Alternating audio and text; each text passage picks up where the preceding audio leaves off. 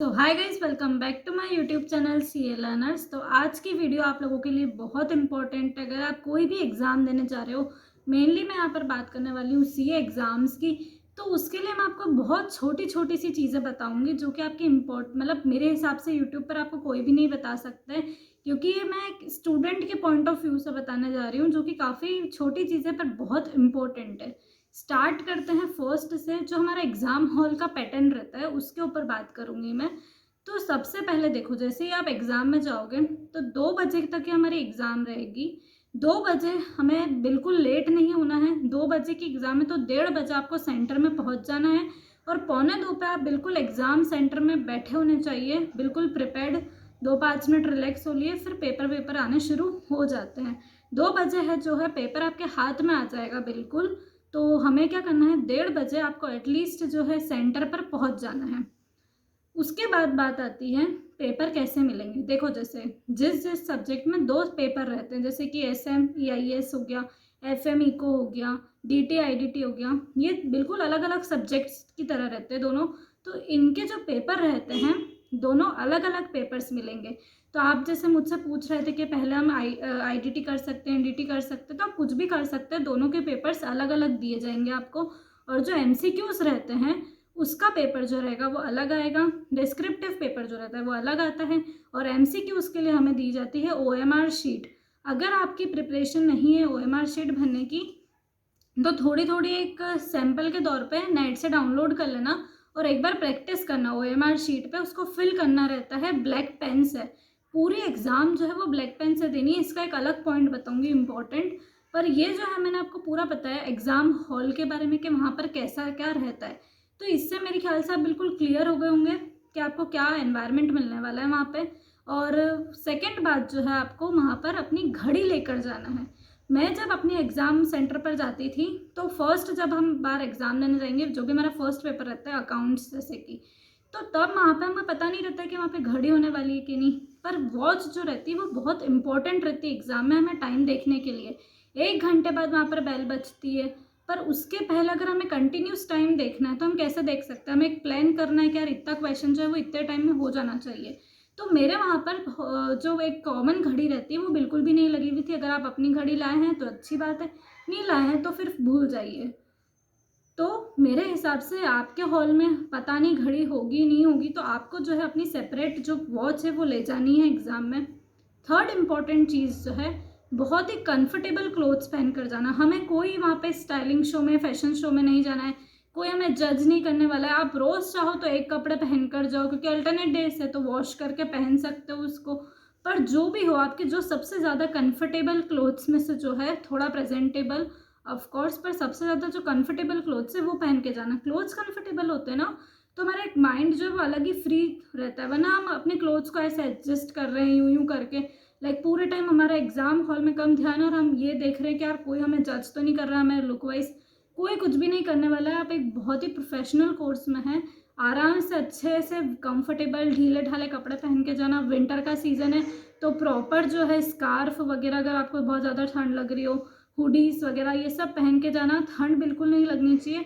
ऐसा कुछ नहीं होना चाहिए जिससे हमारा ध्यान जो है वो दूसरी जगह जो है वो भटके और कुछ और जगह हमारा ध्यान जाए। कॉन्सेंट्रेशन जो है वो पूरा पेपर पे होना चाहिए। फिर नेक्स्ट इम्पॉर्टेंट, जो फोर्थ इम्पॉर्टेंट चीज़ आने वाली है वो ये है कि हमें जो एग्ज़ाम में, पूरी एग्ज़ाम हमें ब्लैक बॉल पेन से अटेंड करनी रहती है।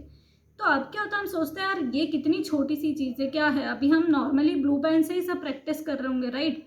तो मैं ये बोलना चाह रही हूँ कि अब जो है बहुत कम दिन बाकी है। तो जो एग्ज़ाम में आप पेन जिससे लिखने वाले हो, उस पेन से लिखना शुरू कर दो। और उससे क्या होगा, जब हम सोचते हैं कि यार एग्ज़ाम में नया पेन लेके जाएंगे, ऐसा बिल्कुल मत करना। मैं बताती हूँ मेरे साथ क्या हुआ था एग्ज़ाम में। मैंने सोचा था कि यार नया पेन लेके जाऊँगी वगैरह, तो जितने भी पुराने पुराने पेन थे उसको मैं घर पे ऐसे यूज़ कर लेती थी और एग्ज़ाम में नए ले जाती थी। अब बहुत सी बार क्या होता है कि हम हर पेन जो है वो चेक करके तो लाते नहीं। तो स्टार्टिंग में पेन थोड़ा ऐसे अटक अटक के चलता है, और बाद में जो आधी इंक बची हुई रहती है वो बहुत ही फ्लुएंट तरीके से चलती है उसकी। तो मैं एग्ज़ाम में 4 से 5 पेन लेके जाती थी। उसके बाद भी 3 पेन जो है मेरे एग्ज़ाम में वो ऐसे निकल करके वो चल ही नहीं रहे थे एक एग्ज़ाम में। शायद लॉ की या कॉस्ट की एग्ज़ाम थी कुछ।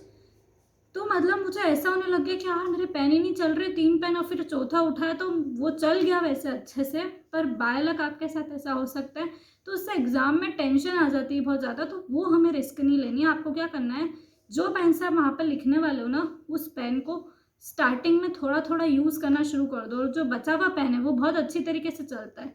तो वो अपना कंपोस्ट जो है वो अभी से एकदम प्रॉपर कंपोस्ट ले जाना, और पानी पीने के लिए ले जाना, 3 घंटे की एग्ज़ाम रहती है तो ये सब चीज़ें जो रहती है बहुत इंपॉर्टेंट रहती है। उसके बाद अगली चीज़ बताती हूँ, एग्ज़ाम में कभी भी वाटर बॉटल ले जाना मत भूलना। जब भी कोई क्वेश्चन आता था ऐसा हार्ड मेरे को एकदम लगता था, तो मैं क्या करती थी, 2 मिनट मतलब अच्छे से पढ़ती थी, सांस लेती थी और फिर पानी पीती थी।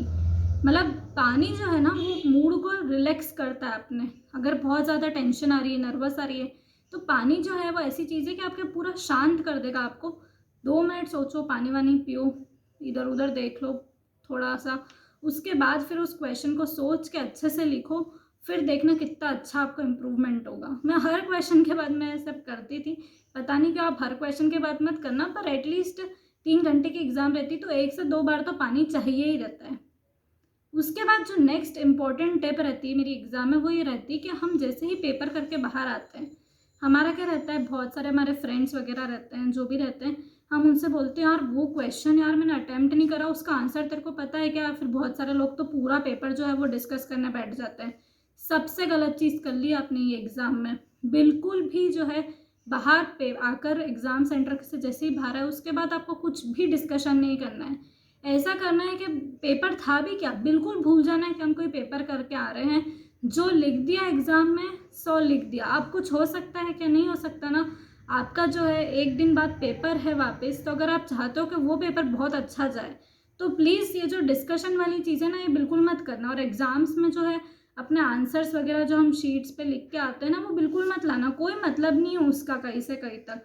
डिस्कशंस जो है वो बिल्कुल गलत मानती हूँ मैं एग्ज़ाम के बाद, क्योंकि उससे क्या होता है, जब हमारे आंसर से सही होते हैं, मतलब हम बाहर आए, हमने डिस्कशन करा, हमने बोला कि यार हमारे तो सारा आंसर सही निकल रहा है यार, बढ़िया एग्ज़ाम गई अपनी, तो इस समय आपका क्या हो गया, ओवर कॉन्फिडेंस आ गया मन में। अब अगले एग्ज़ाम में आप जो प्रिपरेशन है वो कम करोगे, लॉजिकली सी बात है कि आप कम ही करोगे, ये आपके नेक्स्ट पेपर के लिए नुकसानदायक हो गया। या फिर एक सिचुएशन क्या हो सकती है, आपने बाहर आके डिस्कशन करा, आपके जो सारे आंसर्स थे ऑलमोस्ट सब गलत निकल रहे हैं, आपने जितने भी तुक्के वुक्के मारे थे सब गलत जा रहे हैं। इस सिचुएशन में आप बहुत ज़्यादा नर्वस हो जाओगे, टेंशन में आ जाओगे। ये जो है ये और ज़्यादा गलत है नेक्स्ट एग्ज़ाम के लिए।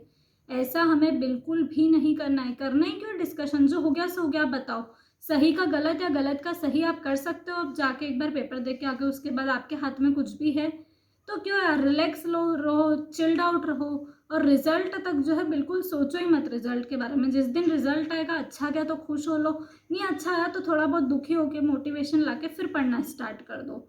डिस्कशन का कोई मतलब ही नहीं होता है। तो इसका मैंने पॉइंट इतना ज़्यादा खींचा है क्योंकि ये बहुत इंपॉर्टेंट पॉइंट था। नेक्स्ट टिप की ओर बढ़ते हुए मैं बात करती हूँ कि लास्ट छोटी पर सबसे इम्पोर्टेंट टिप है हमारी। तो नेक्स्ट जो हमारा इम्पोर्टेंट पॉइंट है वो प्रॉपर स्लीप से ड्यूरिंग एग्जाम टाइम। अगर आप एक ग्रुप दे रहे हो, आप दोनों ग्रुप दे रहे हो, जो भी दे रहे हो, हमारा जो एग्जाम टाइम होता है वो काफ़ी अच्छा होता है। दोनों दे रहे हो तो 8 पेपर्स होते हैं, तो 16-17 दिन हो जाते हैं अप्रोक्स। तो ये टाइम जो रहता है ये काफ़ी बड़ा टाइम रहता है। इस टाइम पर हम क्या सोचते हैं कि यार अभी जो है वो थोड़े दिन की बात है, स्लीप्स जो है वो थोड़ी कम लेते हैं, नींद कम लेते हैं, तो ज़्यादा हम टाइम दे पाएंगे। पर इसके पीछे हमको ये समझ नहीं आता, स्टार्टिंग में थोड़े पेपर्स जो है वो आपके अच्छे जा सकते हैं, भले अगर आप में एनर्जी काफ़ी है तो, लेकिन जो एंड तक आपका एनर्जी लेवल रहेगा वो बिल्कुल ज़ीरो हो जाएगा अप्रोक्स। तो ऐसा हमको बिल्कुल भी नहीं करना है, राइट। हमें जो है कंसिस्टेंट रहना है पूरे टाइम पर। अगर आप प्रॉपर स्लीप्स नहीं लोगे तो एग्ज़ाम टाइम पर वो फ्रेशनेस नहीं आएगी, पढ़ने का जो मोटिवेशन रहता है वो बहुत ज़रूरी रहता है, एनर्जी लेवल, राइट। तो वो पूरा जो है आपका बिल्कुल ज़ीरो हो जाएगा, और जितना आप दे सकते हो ना उतना आप नहीं दे पाओगे। जो चीज़ें ज़रूरी है, खाना जो है एग्ज़ाम टाइम पे वो ज़रूरी है, तो आधा घंटा लंच में भी लगेगा, डिनर में भी लगेगा, जो लगना है वो लगना ही है ना, इम्पॉर्टेंट चीज़ है, राइट। जो नींद है वो 6 घंटे के अप्रोक्स आपको लेनी ही चाहिए एग्ज़ाम टाइम पर भी। तो ये जो चीज़ें हैं इसमें आप कॉम्प्रोमाइज़ नहीं कर सकते। अगर आपको अपने पढ़ने का टाइम बढ़ाना ही है तो आप अपने एंटरटेनमेंट का टाइम थोड़ा सा ये सब कम कर लो, लेकिन ये सब जो है ये बाकी चीज़ें बहुत इंपॉर्टेंट है, इनके लिए आप कॉम्प्रोमाइज़ नहीं कर सकते हो। तो बस कहने का इतना ही मतलब है कि प्रॉपर स्लीप्स जो है वो बहुत ज़रूरी होती है। ये बात मैं अपने बहुत ही ज़्यादा एक्सपीरियंस से आपको बता रही हूँ, इसीलिए बोल रही हूँ कि कॉम्प्रोमाइज़ मत करना उस चीज़ में। तो आज की वीडियो में बस इतना ही। वीडियो पसंद आई है तो लाइक करना ना भूलें, चैनल को सब्सक्राइब करना ना भूलें। Thanks for watching.